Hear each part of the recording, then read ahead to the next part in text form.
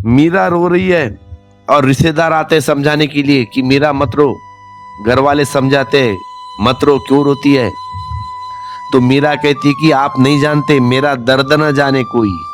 मैं तो सौभाग्यशाली हूं इसीलिए रोती हूं, तुमको क्या पता।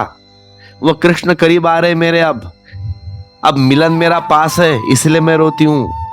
यह जो तीर मेरे प्राणों में चुभा है यह उसकी मौजूदगी का तीर है।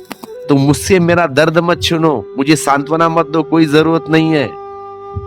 मैं सांत्वना की तलाश नहीं कर रही हूं, मेरी औषधि बहुत अलग है।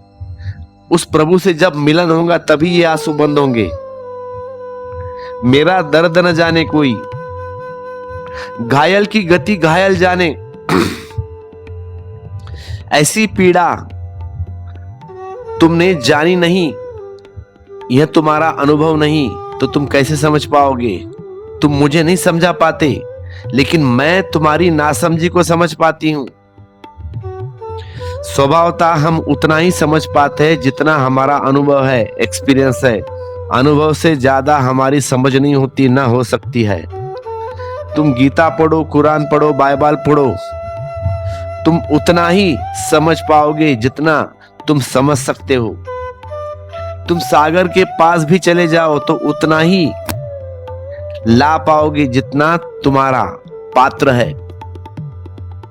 सागर कितना ही बड़ा हो, तुम्हारा पात्र ही बहुत छोटा है। तो उतना ही भर सकोगे, उतना ही पानी भर के लेके आओगे।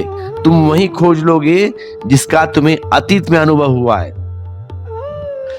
तुम्हारे जो कॉन्शियस माइंड में जो है ना, उतना ही तुम समझ पाते हो।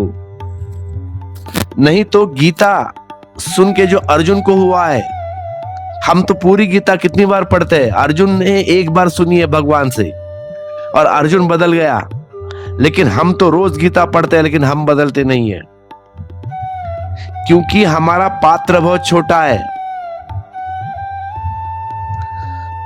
तुम उसी को फिर संभालने लगोगे जिसमें तुम्हारी स्मृति है, लेकिन जिसकी स्मृति नहीं, अनुभव नहीं, वह तुम्हारे पास भी खड़ा हो तो भी तुम चूक जाओगे। इसी तरह तो हम परमात्मा से चूक रहे हैं। परमात्मा दूर नहीं है। दूर कैसे हो सकता है परमात्मा? तुम्हारी श्वास श्वास में है परमात्मा, तुम्हारी धड़कन धड़कन में परमात्मा है। वो धड़कता है और कौन धड़केगा? क्योंकि वह जीवन है, वह जीवन का आधार है। सब तरफ से उसने तुम्हें घेर रखा है, बाहर भी और भीतर भी। फिर भी तुम पूछते हो परमात्मा कहाँ है। तुम्हारा पूछना सिर्फ इतना ही बताता है कि तुम्हें कुछ बोध नहीं है, तुम्हें कुछ अनुभव नहीं है जीवन का। जीवन का अनुभव होता तो तुम ना पूछते कि परमात्मा कहाँ है। उसी अनुभव में परमात्मा भी पहचाना जाता है। न तुमने प्रेम जाना, न तुमने जीवन जाना, तुमने कुछ जाना ही नहीं। तुम्हारे भीतर कोई होश ही नहीं है। तुम्हारा अनुभव की संपदा बड़ी दरिद्री है, संपदा कहने जैसी भी नहीं है।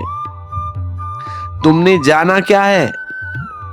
कुछ धन कमाया होगा, कुछ पद कमाया होगा, कुछ प्रतिष्ठा बनाई होगी, यही जाना है बस, और कुछ नहीं है।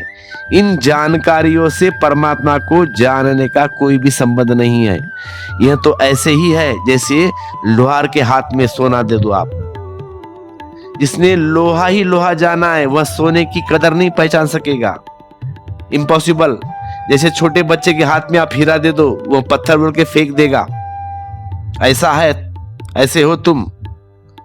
हम उसे ही पहचान सकते हैं जिसे हमारी थोड़ी बहुत पहचान हो गई हो, फिर पहचान बढ़ती चली जाती है।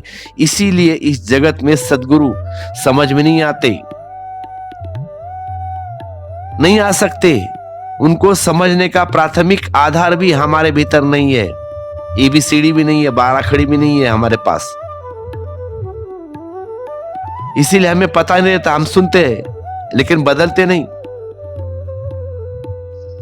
उदाहरण के तौर पर समझो, जब मैं परमात्मा शब्द का उपयोग करता हूं, बहुत बार आपने सुना होगा परमात्मा, भगवान शब्द।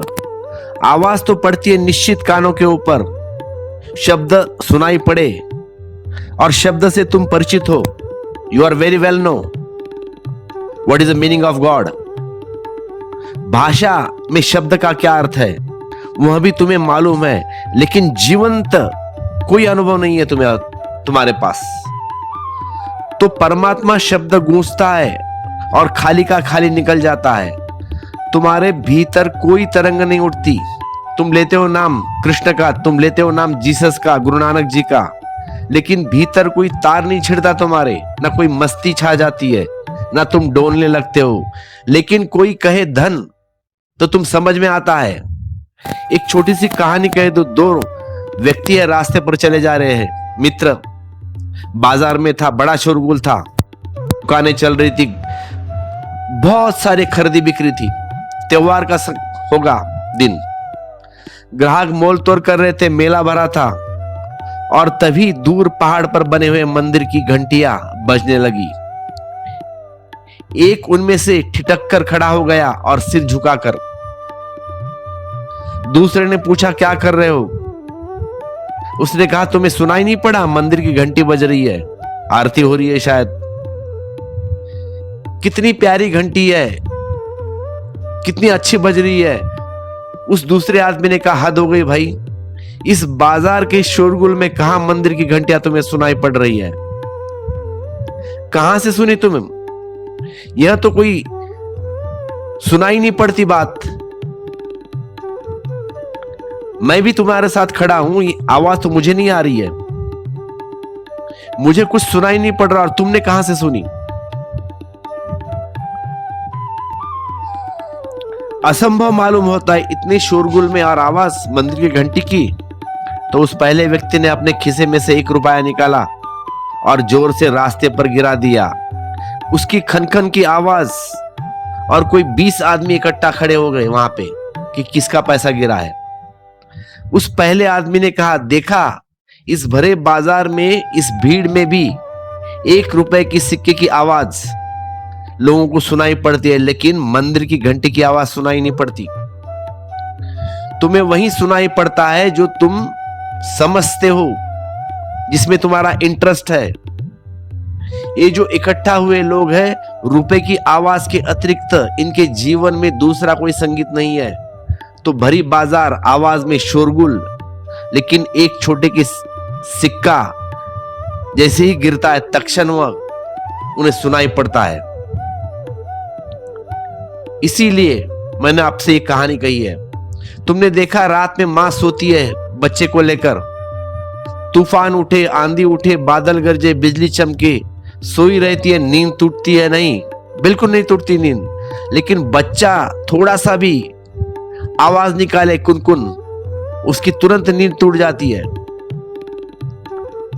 उठती है, फिर आप थपकी लगाती है बच्चे को। एक छोटी सी बच्चे की आवाज आई, तुरंत उड़ गई। क्या है कारण? क्या है, क्यों उठती है बार बार? एक छोटी सी बच्चे की आवाज, क्या हुआ? तत्परता, उसकी आतुरता, उसका प्रेम। तुम्हें वही समझ में आता है जिसके लिए तुम तत्पर हो, आतुर हो, जिसकी तुम्हारे भीतर अभिप्सा हो। तुम पक्का मानो, तुम रास्ते पर अगर परमात्मा मिल जाए तो तुम्हें दिखाई नहीं पड़ेगा, गारंटी के साथ कहता हूं मैं, क्योंकि तुम्हें वही दिखाई पड़ सकता है जिसे तुम खोजने चलते हो।